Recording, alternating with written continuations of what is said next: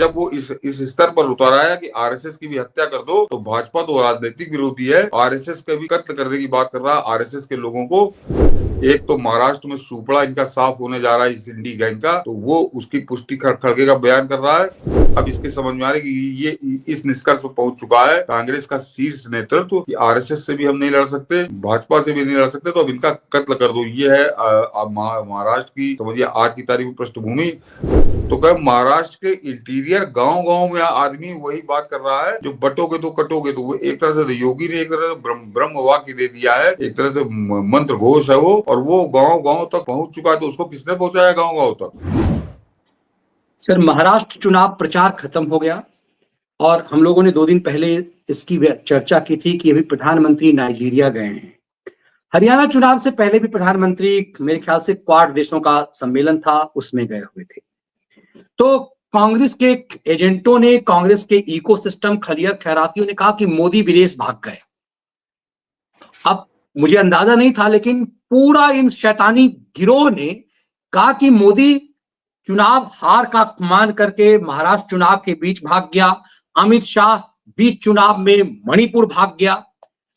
इनने अपनी हार मान ली है क्योंकि महाराष्ट्र की जनता इन दोनों गुजरातियों को सबक सिखा रही है। ये मराठा वर्सेस गुजरात की लड़ाई हुई, पूरा नैरेटिव ये बनाने की कोशिश की गई।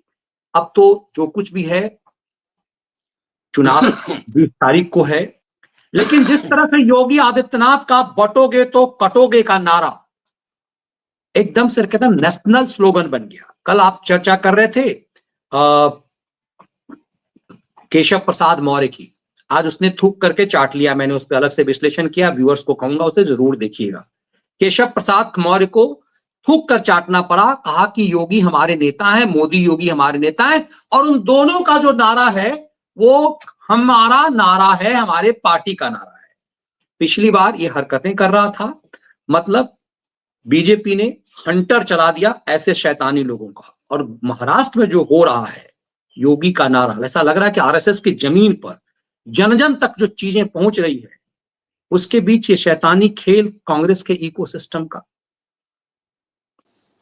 नहीं मनीष जी, देखिए महाराष्ट्र का तो फैसला कायदे से तो हो चुका, वहां पे मैदान साफ हो चुका है। एक तो मैंने कहा खड़गे का बयान इसकी पुष्टि कर रहा है, और उसके अलावा जो सूचनाएं वहां पे मिल रही, तो वहां पे भी एक तरह से जैसे हरियाणा में भाजपा ने बाजी पलटी थी, बिल्कुल उसी तरह से बाजी पलटी है महाराष्ट्र के अंदर। और उसका मैं जो फिलहाल जो भी सूत्र मेरे बात कर रहे हैं, जो जिनसे मैंने बात की, जो उन्होंने मुझको बताया कि भाजपा तो वहां पे बहुत आक्रामक तरीके से चुनाव लड़ रही है, एकनाथ शिंदे बहुत आक्रामक तरीके से लड़ रहे हैं, और उनको पब्लिक का रिस्पांस भी मिल रहा है। लेकिन जमीन पर उतर कर जो जमीनी कार्यकर्ता बिल्कुल बोल नहीं रहा है, वो आरएसएस ने वहां पे कमाल किया है। जो महाराष्ट्र की सूचना है, अब उसके परिणाम 23 को आएंगे सामने, तब तक अब कुछ कहना ठीक नहीं है। लेकिन एक तरह से जो महाराष्ट्र में आरएसएस ने वहां पे काम किया है, तो इनको सबको साफ कर दिया है। जो इंडी गैंग है या महाविकास अघाड़ी है, इनको कोई काट नहीं सूझ रही। और वो लोग जो मुझसे कह रहे थे, तो अपनी बात बताने के बाद या भाजपा इन सबकी बात करने के बाद, वो जो विशेष तौर पर आरएसएस का जिक्र कर रहे थे, वो लोग उनकी सूचनाओं की पुष्टि आज मुझको खड़गे के बयान में मिल गई मनीष जी। जब वो इस स्तर पर उतर आया कि आरएसएस की भी हत्या कर दो, तो भाजपा तो राजनीतिक विरोधी है, आरएसएस का भी कत्ल करने की बात कर रहा है आरएसएस के लोगों को। तो मुझको जब ये सुना, तो मुझको उन्हीं लोगों की जो उनकी सूचनाएं थी कि आरएसएस ने कमाल किया है फिलहाल महाराष्ट्र के अंदर। अब उसका परिणाम जब तक नहीं आता 23 को, तब तक कुछ बोलना ठीक नहीं है, या कंफर्म होकर हम लोग नहीं कह सकते, जनता है। तो वो ये 2 तरह से उसकी पुष्टि हुई है। एक तो महाराष्ट्र में सुपड़ा इनका साफ होने जा रहा है इस इंडी गैंग का, तो वो उसकी पुष्टि खड़गे का बयान कर रहा है। और दूसरे जो भाजपा के साथ साथ उसने आरएसएस को कत्ल करने की बात की है, वो भी अपने आप में पुष्टि कर रहा है कि आरएसएस वहां पे क्या कर रहा है। और आरएसएस का मैंने कहा, आरएसएस की पैर की धूल नहीं है ये लोग, जो अगर वो अपनी पर आ जाए, जिस प्रतिबद्धता के साथ उन्होंने हरियाणा में काम किया है, और उससे ज्यादा प्रतिबद्धता से वो जो महाराष्ट्र में काम कर रहे हैं, तो ये कांग्रेसियों को तो मैं फिलहाल मैंने 30-40 साल से तो अपनी आंख से देखा है, ये उस प्रतिबद्धता का 5% इनके पास नहीं है। ये कहीं मतलब अगल बगल नहीं ठहरते। तो एक तरह से वो जो जुटे हैं, तो उन्होंने इनको साफ कर दिया है मैदान से, और वो बिलबिलाहट अब इसके समझ में आ रही है कि ये इस निष्कर्ष पर पहुंच चुका है कांग्रेस का शीर्ष नेतृत्व कि आरएसएस से भी हम नहीं लड़ सकते, भाजपा से भी नहीं लड़ सकते, तो अब इनका कत्ल कर दो। ये है महाराष्ट्र की समझिए आज की तारीख में पृष्ठभूमि। अब केवल समझिए 48 घंटे बचे हैं, 48 घंटे से भी अब कम ही रह गए, 42-46 घंटे रह गए कि अब केवल जो टेम्पो बना हुआ है, जो माहौल बन गया है, उस माहौल को केवल भाजपा को मेंटेन करना है। क्योंकि मनीष जी, मैं कल की बात बताऊं, कल किसी से मेरी बात हो रही थी तो कह महाराष्ट्र के इंटीरियर गांव-गांव में आदमी वही बात कर रहा है जो बटोगे तो कटोगे तो। वो एक तरह से योगी ने एक तरह से ब्रह्म वाक्य दे दिया है, एक तरह से मंत्र घोष है वो, और वो गांव-गांव तक पहुंच चुका है। तो उसको किसने पहुंचाया गांव-गांव तक? आप जरा सोचिए, उसको गांव-गांव तक पहुंचाने का काम आरएसएस का वर्कर ही कर रहा है। जिस तरह से उनकी हजारों टोलियां वहां पे ग्राउंड पे काम कर रही हैं और पिछले कई दिनों से काम कर रही हैं, तो वो इसको बहुत भारी पड़ने वाला है। और फिलहाल दर्शकों से मैं यही कहूंगा कि अभी कुछ कहना ठीक नहीं है कि वहां पर अभी तक की जो सूचना है कि ये महाविकास अघाड़ी ये पूरा साफ है और वो महायुति गठबंधन जो एनडीए का है वही वहां पर सरकार बनाने जा रहा है, उसमें कोई शंका नहीं है। बस एक शर्त है मनीष जी, और वो जो अपना जो लोग देखते होंगे वो पार्टी लेवल पे समझ लें उसको, कि 2019 का जो लोकसभा चुनाव हुआ था उसमें भी 61.5% वोट था, और जो अभी विधानसभा का चुनाव हुआ उसमें भी 61.5% वोट था। वो पॉइंट पॉइंट में कुछ फर्क है, मोटा मोटा 61.5% मान लीजिए। ये वोट परसेंटेज बढ़ना चाहिए मनीष जी। ये जितनी हम लोगों ने, दर्शकों से भी कह रहा हूँ, जितनी मैंने अभी आपको पूरी गुणा भाग बताई, इनका कोई मायने नहीं है। मैं क्यों कह रहा हूँ झारखंड में साफ हो गई है? तो झारखंड का जो वोट परसेंटेज वो करीब करीब 3% ज्यादा पड़ा है पिछली बार से। तो 3% ज्यादा वोट पड़ने का मतलब जाहिर सी बात है कि हेमंत सोरेन को तो पड़ना नहीं है, तो वहां पर तो इनका सफाया तय हो गया। क्योंकि वहां की जो पहले राउंड की आई है 43 सीटों की, उसके पिछली बार 63-75 था, आपकी 66-75 करीब हो गया है। तो जहाँ 3% पिछली बार से बढ़कर पड़ा है तो ये तो साफ हो गया। लेकिन अभी महाराष्ट्र के अंदर जो परसेंटेज 2019 में था वही परसेंटेज 2019 के असेंबली चुनाव में था, उससे कम से कम 2-3% बढ़कर वोटिंग होनी चाहिए। और मुझको विश्वास है क्योंकि जो आरएसएस इस तरह से जुटी है तो वोटिंग में भी वोट निकालना ही कर, उनके लिए कहा जाता है कि उनको महारत हासिल है। तो मुझको लगता है कि अब की वो जो वोटिंग है वो 65-68% होगी, और 65% अगर वोटिंग हुई तो ये बिल्कुल गायब हो जाएंगे महाराष्ट्र से। देखिए, आज महाराष्ट्र में जो जेल से रिटर्न, लंबे समय से जेल में रहने के बाद बेल पर आया वो गृह मंत्री देशमुख, अनिल देशमुख, जो अपनी पुलिस को सुपारी दिए हुए था फिरौती वसूलने का, उसके ऊपर पथराव हुआ, अपनी कार में था और सिर में उसके चोट वोट लगी है। तो खैराती ये खेल कर रहे हैं, ये भारी पड़ेगा। ये जो शिंदे सरकार ने जो करवाया है ये बहुत भारी पड़ जाएगा चुनाव में। ये क्या लग रहा है आपको कि नफरत उस गृह मंत्री के रूप में डकैत बन करके? हाँ, खैरातियों को तो मनीष जी मैंने कहा वो पाले हुए कुत्ते हैं, उनको एजेंडा मिलता है, उसी से भौंकना शुरू करते हैं, रात तक वो भौंकना शुरू करते हैं। जरा उसके लिए क्या कितनी लोगों में उसके प्रति सहानुभूति होगी या उसके प्रति संवेदना होगी, जरा सोच लीजिए कि जो आदमी अपने पुलिस कमिश्नर से कहकर 100 करोड़ रुपए की वसूली बंबई के शराब के अड्डों से कराता था, जिनको आप बार कह लीजिए, डांस बार तो वहां होते नहीं, तो वो केवल बार से 100 करोड़ की वसूली वो परमवीर उसको करके देता था गृह मंत्री के रूप में, अनिल देशमुख को। अनिल देशमुख किसको देता था ये तो उसने अभी कबूला नहीं, लेकिन वो कबूलेगा।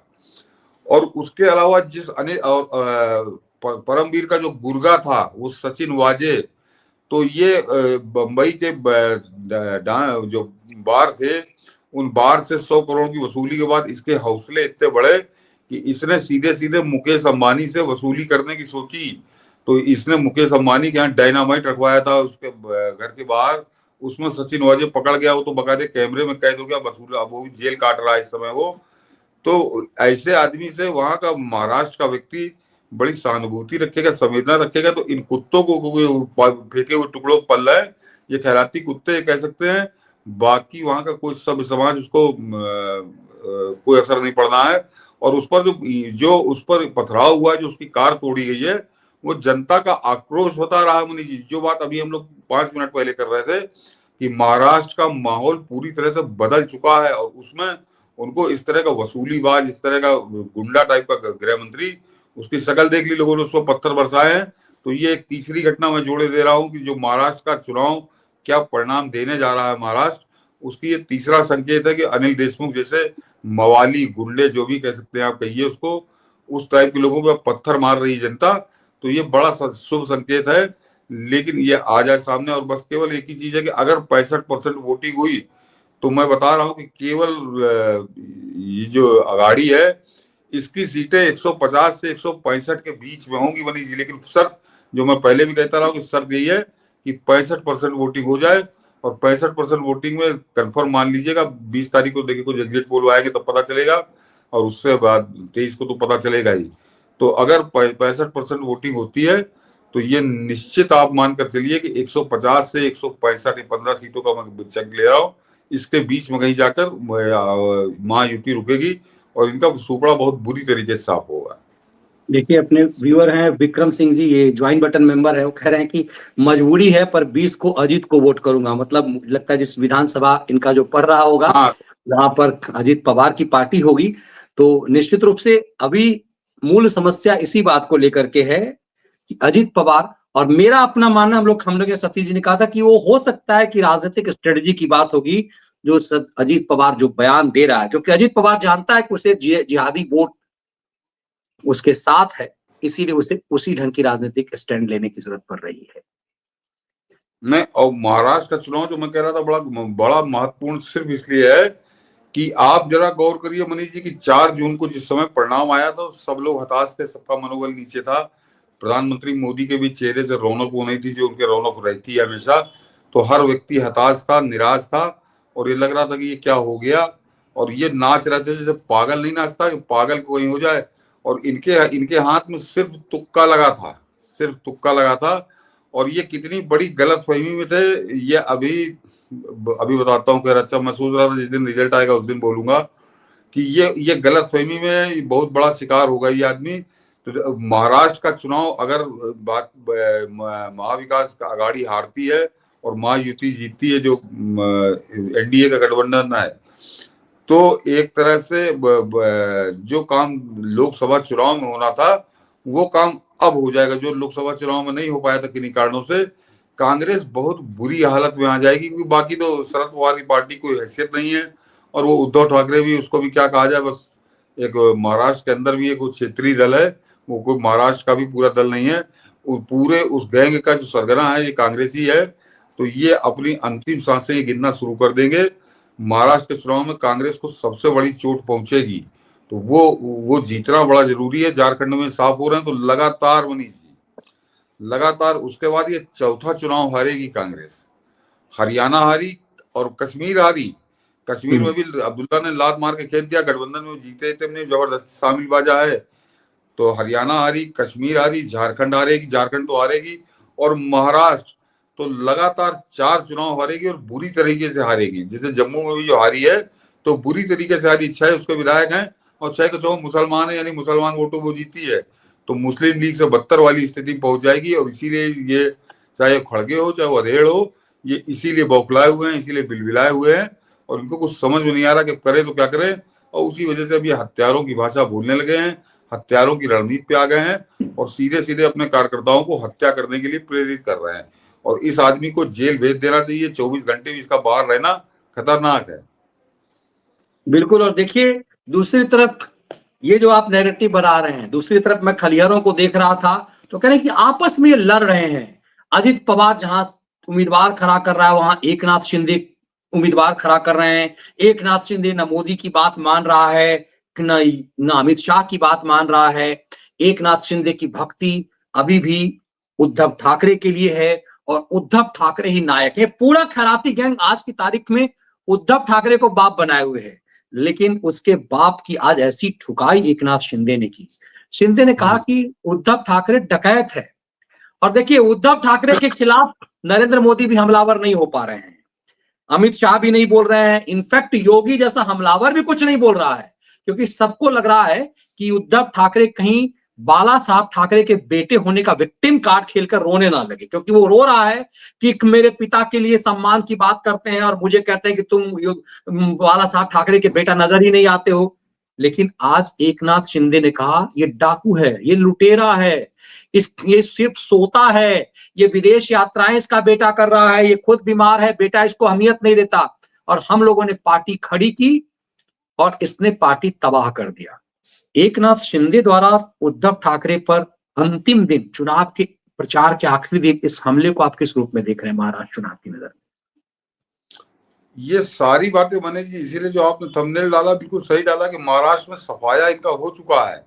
तो अभी तक तो हमने विरोधी गिना कि विरोधियों की कौन सी हरकत जो है वो बता रही है कि इनका सफाया हो गया है। और ये जो एकनाथ शिंदे की आप बात कर रहे हैं, तो अभी एकनाथ शिंदे का इस तरह का बयान देना और उद्धव ठाकरे के पूरे तरह से कपड़े उतार देना, तो वो भी वो लोग जमीन पे हैं, लगातार दौरे कर रहे हैं उनको, और चीफ मिनिस्टर है तो रोज शाम को उनको ब्रीफिंग मिलती होगी कि क्या पोजीशन है, कहाँ किया है। तो इसीलिए एकनाथ शिंदे के भी हौसले बुलंदी पर हैं। और आपने सही कहा कि चाहे मोदी हो, चाहे शाह हो या योगी हो, ये लोग केवल बाल ठाकरे को ध्यान में रखकर कुछ नहीं बोल रहे हैं ज्यादा इसके खिलाफ। लेकिन एकनाथ शिंदे उसी घर से निकला हुआ, तो उसको मालूम है कि ये कैसे डैमेज होगा और इसको कहाँ पे चोट करनी है। और जहां तक ये जो खैरातियों की बात है, तो खैरातियों को मैं बता दूं कि अब जो है आज की तारीख में शिंदे जो है उसका कद बहुत बड़ा हो चुका है उद्धव ठाकरे से। अब उद्धव ठाकरे उसके घुटने के बराबर है, और इस चुनाव के बाद शिंदे का कद और बढ़ जाएगा। तो शिंदे को उनको ढोने के लिए नहीं आएगा। शिंदे अपने हिसाब से बात कर रहे हैं, अपने हिसाब से बिल्कुल सही अटैक कर रहे हैं। और इस शिंदे के अलावा मनीष जी, आज मैंने एक और इंटरव्यू देखा, उसको भी मैं कॉपीराइट की वजह से मैंने काट के नहीं डाला, कि वो एक तरह से पांचवा मैं चिन्ह बता दूं क्यों वहां पे महाराष्ट्र में सफाई की बात है, कि इसी उद्धव ठाकरे का बेटा आदित्य ठाकरे, उसका गजब का इंटरव्यू है मनीष जी। वो मेधा प्रसाद एबीपी न्यूज की है, उसने लिया है, मुश्किल से 12-13 मिनट का इंटरव्यू होगा। उसके रैली के दौरान है, वो लड़ाई पर आमादा हो गया, लड़ने भिड़ने पे आमादा हो गया, इस बुरी तरह से बौखला गया वो। उसने खाली इतना पूछ लिया कि ये बताओ कि जो 10% मुसलमानों को आरक्षण देने की बात महाविकास अघाड़ी कर रहा है, क्या आप सहमत हो? तो उस पर उसने दुनिया का नाटक किया एक तरह से, पूरे 10 मिनट उसने इसी बात पर काट दिया, खिसियाया, खौरियाया, उसके समर्थक बड़े बोले। तो वो जो खिसियाहट बता रही थी, जो तिलमिलाहट में देख रहा था आदित्य ठाकरे के चेहरे पर, तो वो केवल एक सवाल की नहीं थी, वो सवाल तो पूरे महाराष्ट्र की जनता पूछ रही है, पूरे महाराष्ट्र की जनता उसी पर वोट करने जा रही है। वो तिलमिलाहट उस बात की थी, वो खिसियाहट उस बात की थी कि जो बात जमीन पर फैली हुई है उसी बात को वो उसने पूछ लिया, और उसके पास कोई जवाब नहीं है।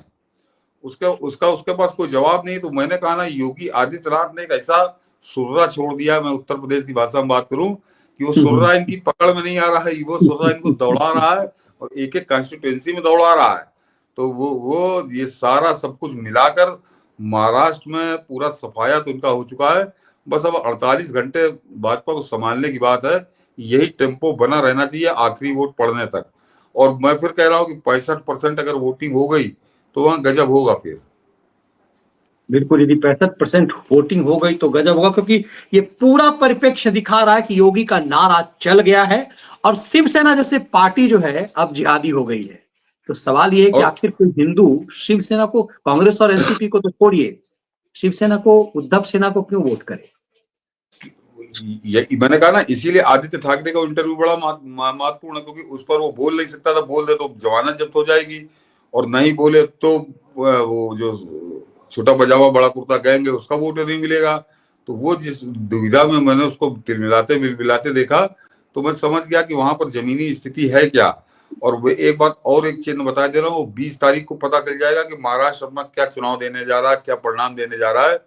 कि मनीष जी, बंबई के अंदर वोटिंग, मुंबई के अंदर वोटिंग कभी 50-55% से ज्यादा होती नहीं है। और अगर कहीं मुंबई में 60% पहुंच जाए तो फिर मतलब इनके राम नाम सत्य सब कुछ इनका हो जाएगा, कहीं ये मुंह दिखाने लायक नहीं रहेंगे। और ये तीनों मिलाकर कहीं 100 के अंदर ना हो जाए, मुझको ये भी फिर शंका हो जाएगी। लेकिन बंबई उस दिन कैसे तेवर दिखाती है। हालांकि ये हम लोग लोकसभा चुनाव में बता चुके हैं कि किस तरह से चुनाव आयोग ने काम लगाया था, छुट्टियां मिला के उसने छुट्टियां कर दी थी। अब की ऐसे दिन वोटिंग है, अब की उस दिन वोटिंग हो रही है कि ना आगे छुट्टी है ना पीछे छुट्टी है, बीच में छुट्टी है। तो मेरे ख्याल से आपकी वोटिंग वहां बढ़नी चाहिए। लेकिन मुंबई में अगर 60% वोटिंग, जब पूरे महाराष्ट्र में समझिए 61.5% थी, लेकिन मुंबई की जो सीटें हैं 50-60, उनमें जो है वो 50, 52, 53 इसी के बीच में घूम रही थी।